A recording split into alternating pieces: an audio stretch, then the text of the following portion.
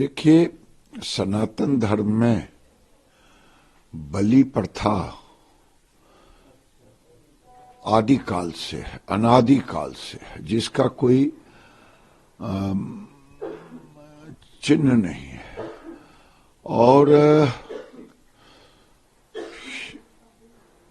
श्यामा मंदिर में कहा गया कि यहां से रिलीजियस ट्रस्ट की ओर से कि बलि प्रथा बंद किया जाए। तो मैं उन लोगों से पूछना चाहता हूं, क्या बकरीद पर आप बंद करवा सकते हैं? बकरीद अगर उनका धर्म है तो बलि प्रथा भी हमारे यहां धर्म है, परिपाटी है, ऐसा मेरा मानना है। और मैंने अपने यहां ये जरूर कहा है, मुस्लिम भाइयों को मैं सम्मान करता हूं, वो अपने धर्म के प्रति इतने अटूट आस्था है कि किसी मुसलमान भाई हलाल छोड़ करके कोई दूसरा मीट नहीं खा सकते। तो सनातन हिंदू भाइयों से भी मेरा प्रार्थना है कि आप अपने धर्म की रक्षा के लिए, आप अपने धर्म को पालन करने के लिए आप हलाल मीट खाना बंद करें और झटका मीट ही खाएं। ना मिले तो ना खाएं, चाहे कितना दिन ना मिले। और आने वाले दिन में जब आप नहीं खाने लगेंगे तो आपके खाने के लिए लोग खोल भी देंगे। इसलिए हिंदू, मैंने बेगूसराय में अपने लोगों को कहा और देश को भी कहना चाहता हूं, बिहार को भी कहना चाहता हूं कि धर्मो रक्षित रक्षितः, धर्म की रक्षा तुम करोगे तभी धर्म करेगा।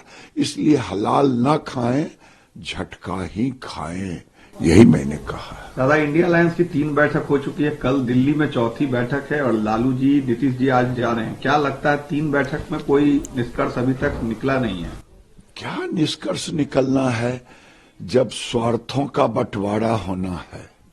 मैं कल देख रहा था किसी चैनल पर, अखिलेश जी जिसे मध्य प्रदेश में कहा कांग्रेस चालू पार्टी है, अब वो कह रहे हैं वो तो विधानसभा के लिए चालू पार्टी था, अब कांग्रेस हो जाएगा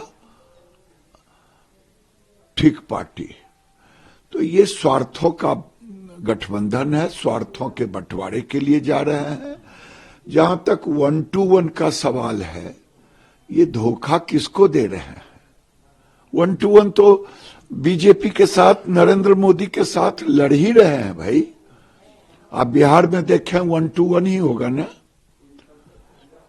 गठबंधन एक तरफ होंगे, बीजेपी एक तरफ होगा, असम में वही होगा, बंगाल में होगा कि नहीं होगा ये जाने, यूपी में वही होगा, राजस्थान में वही होगा, मध्य प्रदेश में वही होगा, महाराष्ट्र में वही होगा, गुजरात में वही होगा। तो ये बुड़बक किसको बना रहे हैं? कुछ नहीं है, महागठबंधन एक आईवास है, इसके सिवा कुछ नहीं है। मोदी जी के लिए देश की जनता ने तय कर दिया है, नरेंद्र मोदी ही नरेंद्र मोदी 2024 में प्रधानमंत्री होंगे। विधानसभा के उपसभापति देवेश चंद्र ठाकुर ने ब्रह्मा विष्णु महेश को लेकर बयान दिया, जिसमें कि महेश को विध्वंसक भगवान बता रहे हैं। देखिए, मुझे समझ में नहीं आ रहा है कि माननीय सभापति देवेश चंद्र ठाकुर जी बड़े व्यक्तिगत आदमी, अच्छे हैं, ज्ञानी हैं, लेकिन ये ज्ञान केवल हिंदू धर्म पे उनका है। और महेश को, महादेव को विध्वंसक कहना ये अज्ञानता का प्रतीक है। महेश तो औघरदानी भी है, महेश तो देवों के देव महादेव भी हैं, महेश ही सर्वश्रेष्ठ है।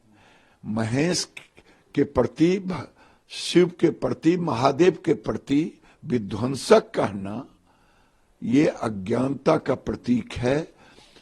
किसी हिंदू चाहे विद्वान हो, चाहे कितने ही वरिष्ठ हों, हिंदू को गाली दे दे, ये बिहार की सरकार और देवेश चंद्र ठाकुर जी विनाश काले विपरीत बुद्धि वाला बात है।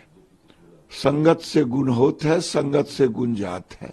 ये आजकल आरजेडी जदयू को क्या हो गया है, कोई मंत्री रामायण के पन्ने को फाड़ता, रामायण को गाली देता, लेकिन किसी मंत्री और किसी सभापति और किसी नेता में हिम्मत नहीं है कि कुरान के एक पन्ने को फाड़ने की बात कर दे और उनके